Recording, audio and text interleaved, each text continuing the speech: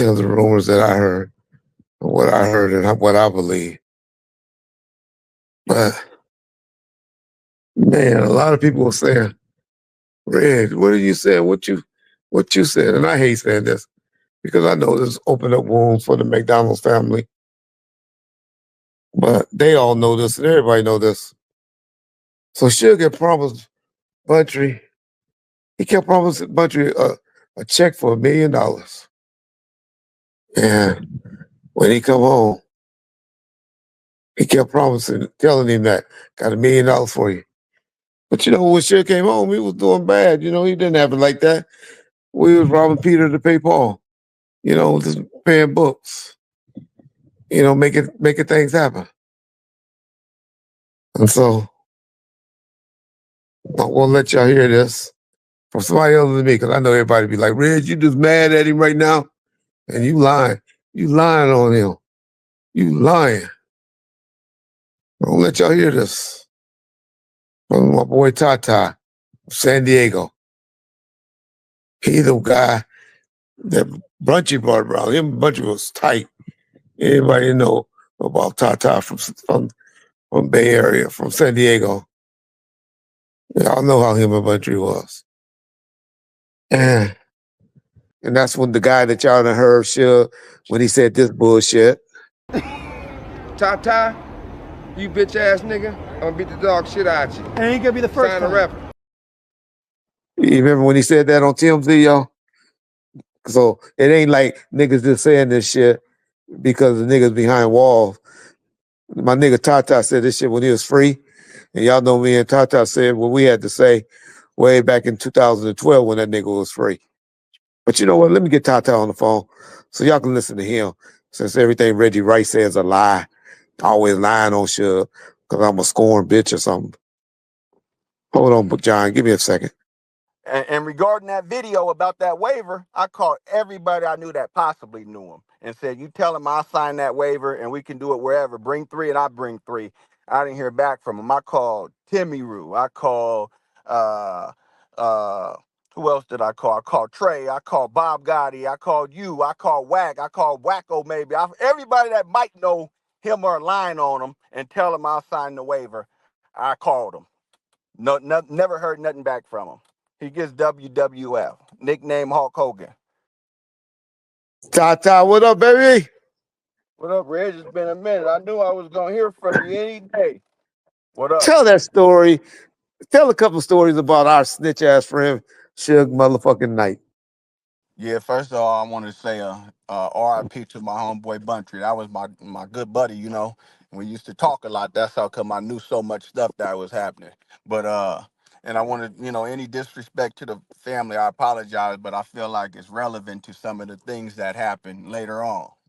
So while Buntry was out, he had it kind of hard. He wasn't paying him. I think he was giving him like 500 every week or 2 weeks. And Buntry was like, don't trip though, because he's giving me $1 million when he come home. Now you keep in mind, Buntry been thinking this for about a year now. And now he finally come home and he keep talking about this $1 million, but I know from talking to you that it ain't even $1 million in the account. So I'm telling Buntry, you ain't getting it, bro. It ain't even there. I'm telling you, he's like, he know not to play with me like that. This carried on for a couple months. Then one day he called me and he's like, "I slapped that bitch." And I'm like, "Who are you talking about?" He said, "Simon, playing with me and my money." I said, "What did he do?" He said he didn't do nothing. He put his head down and held his face and walked away like the bitch that he is. And that's what he told me, And that was the story. Kept playing but with that money that he was going to give him. And Buntry said, Now, Tata, are you telling this story because you mad at him, homie? Look, look, I've been told people the story right after Buntry called me and told me. I told people in my circle, my friends, what happened. So people been knowing this story. I guess ain't been out there from him calling me because I'm the one that got him slapped. And I even go further. Gangster my boy from the Comrades, he used to say, "Man, tell Buntry and them Suge getting cheap labor." And I used to play with him, and he used to say, "Bad Boy pay his people pretty good, and Buntry and them getting cheap labor." Yeah, Bad Boy was paying. I guess he was talking about Wolf and them or whoever his security were, how well they were living compared to Buntry and them. And I know what really got Buntry hot all that time, he was taking all the money to the girl. He was dropping it off, some of it for sure. And so he was like, "Oh, I know he's gonna look out for me when he come home from all this money he gets been giving away." So, you got to Yeah. think you'd be frustrated too if you sat there a year and you think you're suffering, doing all this stuff, but at the end of the day, you got $1 million coming and you believe it. He believed that. He was dependent on that money. About that check bouncing, he wrote him that $1 million check and it didn't clear, and that's another reason why he got slapped because he thought he had it and it ended up not clearing. Okay, So Tata, after telling this story, Suge only weapon he got is to say that you killed Tupac or Biggie. So just stand by. You're gonna be wanted for one of those. okay, then He gonna be weaponizing that to get everybody to turn against you. man, I'm not worried about that. I introduced them to the Indians, right? Down here at Saquon. My boy Michael Michaels, or back then he went by Michael Pettifor, right? And he got a lot of juice up there at Saquon. And so I introduced Suge and put him in their box, and I didn't know that Suge was going behind my back, going up there telling all kinds of stuff that blew up a whole bunch of things. But one of my boys from the tribe had told me, he was like, "Man, why is Suge doing that?" And he told me everything he was doing. So when I heard that, oh, now my blood pressure is up. I put an APB out on him. Between me and my friends, I call him Hulk Hogan because he's WWF. He's an actor because I know everything about him. So. My boy called me like Hulk Hogan's at the Dollhouse. That's a club in downtown San Diego. So I say, okay, give me 20 minutes. I'll be down there. I get up, I brush my teeth, wash my face, drink me a little coffee, and I head down there. Now I know I'm about to go down there and really put him in a bad situation. So when I get to the club, I call my boy Matt Cohen. Guess he go by Hater Proof. And I'm like, "Matt, come get me at the front," and walk me to the DJ booth. So when I get in there, I make the DJ turn the music all the way down so the whole club can hear what I'm telling them. And I chastise him like a little boy, you know what I mean? I talk bad about him. Put it like this: if King Kong would have said what I said to him to me, King Kong would have got fired on. That's how disrespectful it was. I pushed him. Yeah. I did all kinds of things to him And that he he wouldn't didn't do wish for. nothing. And he He wouldn't wouldn't do do nothing nothing. but put his head down and snuck Man, out you the know what, back. Tata, we And the gotta whole say this. and a lot of people, but let me tell you how his demeanor is. So when I first Oh walked man. up to him, he pushed his hand out to me and I slap it down. Uh, Right? I slap his yeah. hand down. He got a cigar and he's looking around. He with a few of the homies from the Lincoln area, right? So he look at them. He think they gonna help him. But these are some of my partners, and they look. We have a little verbal silent communication. We get an understanding. Now he knows it's just me and him. Now they point at him and point at me like this is between y'all. He put his head down. Now I go to work on him because I know what kind of sucker he is. So I chastise him. That's how come I know he got slapped and didn't do nothing. And that's why he's over there on the PC yard right now because he can't go out there on the main line. And he sit there and make up excuses. He ain't filed one motion to I get off heard you that heard you yard. got a boyfriend in there. I heard you got a boyfriend in there. I'm gonna tell him what my boy Victor said if he said something about me. I'm not gonna say. I just put it like this. My boy Victor told me what you got going on over there in Donovan. So leave me alone, bro. I heard what Tata say how he know for a fact Suge got the shit slapped out of him by Buntry. Did y'all catch that? Y'all hear that? Well, I had always denied it because y'all know I used to try to protect Suge and his little image. But y'all just heard it for yourselves. Suge got the shit slapped out of him. I know for sure they fell out. I watched him slap the shit out of Suge.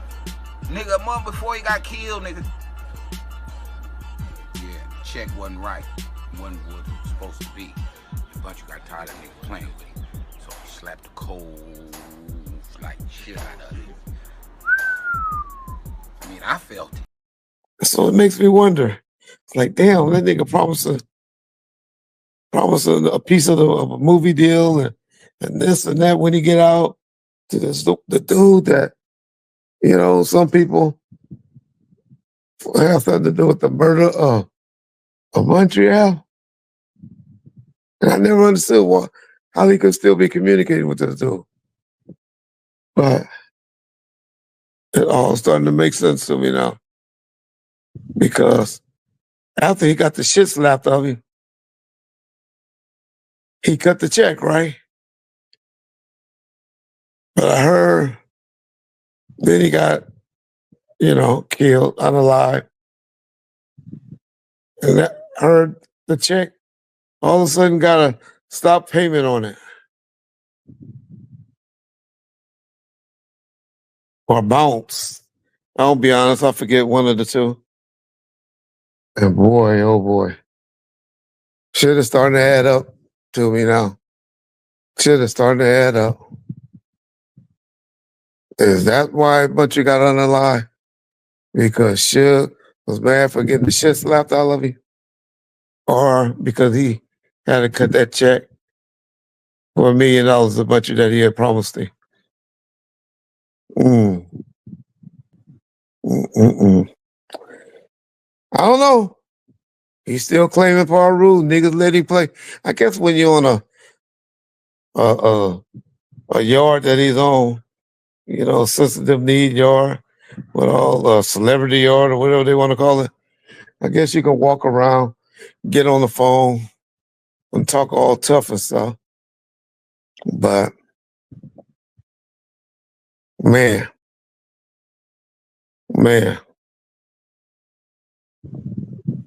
Hey, Hank. Anybody know Hank Granberry? I hear you in there with him. You want to hear some of the stories Suge got to say about what niggas doing to you in there? Hank. This nigga talked about your brother Donald so bad. He say, Donald? He said the daddy, Donald, Hank, all those niggas is like that. Couldn't believe it.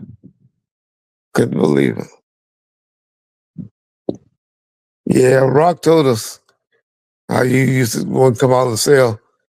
They say you only go to the peel line and back to your cell. Yeah. Say I'm lying on that. You know who you be talking to. You know who be talking to Rock. He told us, dog. You bitch ass nigga.